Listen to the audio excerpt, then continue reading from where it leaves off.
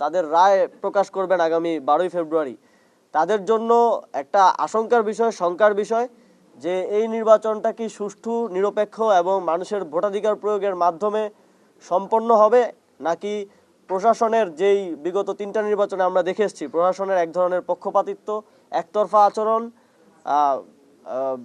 Ballot পূরণ করে রাতের ভোট, এই ধরনের একটা ব্যবস্থার মধ্য দিয়ে, একটা সেটেলমেন্টের মধ্য দিয়ে নির্বাচনটা হয়ে যাবে, এ ধরনের একটা শঙ্কা বাংলাদেশের জনগণের মধ্যে তৈরি হয়েছে।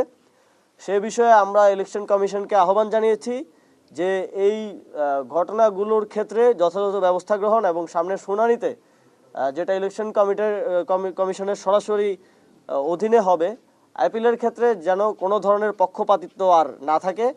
যদি সেখানে কোনো ধরনের পক্ষপাতিত্ব হয় তাহলে আমরা এই ইলেকশন কমিশনের নির্বাচন, একটা সুষ্ঠু নির্বাচন আয়োজনের যে সক্ষমতা, সেটার উপরে প্রশ্ন আসবে এবং বাংলাদেশের জনগণের মধ্যে যে শঙ্কাটা তৈরি হয়েছে আমরা যাচাই বাছাইয়ের প্রক্রিয়ার মধ্যে আমরা দেখেছি, সেই শঙ্কাটা আরও ঘনীভূত হবে।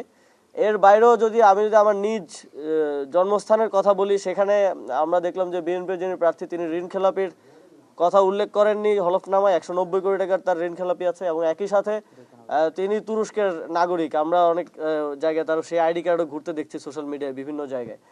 কিন্তু এই দুইটা স্পষ্ট আচরণবিধি লঙ্ঘন এবং এই স্পষ্ট ইয়ার ফলেও কিন্তু তার যেই প্রার্থিতা সেটা বৈধ বলে বিবেচিত হয়েছে। তো এই বিষয়গুলোতে সামনে যেহেতু আপিল হবে, আমরা স্পষ্টভাবে বলে দিতে চাই আপিলে কোনো ধরনের পক্ষপাতিত্ব, প্রেফারেন্স এবং কোনো ধরনের বড় দলের প্রতি কোনো ধরনের দুর্বলতা আমরা ইলেকশন কমিশনের দেখতে চাই না। যদি সে ধরনের পরিস্থিতি আমরা দেখি তাহলে জুলাই গণঅভ্যুত্থানের পরে আমাদের সবচেয়ে গুরুত্বপূর্ণ যে গণতান্ত্রিক রূপান্তরের যে এজেন্ডা, এবং এত এত মানুষ জীবন দিয়েছে, আহত হয়েছে, এখনও আমাদের অনেক ভাইয়েরা জুলাই গণঅভ্যুত্থানে গুলিবিদ্ধ হয়ে পঙ্গু হয়েছেন, তারা মানবেতর জীবনযাপন করছেন।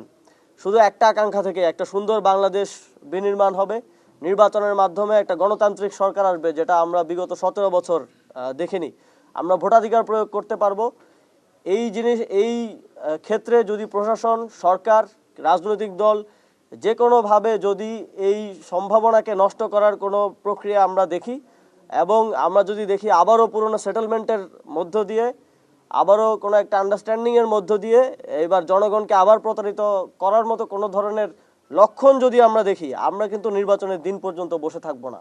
আমরা প্রয়োজনে আবার রাজপথে নামবো, প্রয়োজনে আমরা আমাদের যেই সুষ্ঠু নির্বাচন, নিরপেক্ষ নির্বাচন এবং জনগণের রায় দেওয়ার যেই অধিকার সেটা ছিনিয়ে নিব।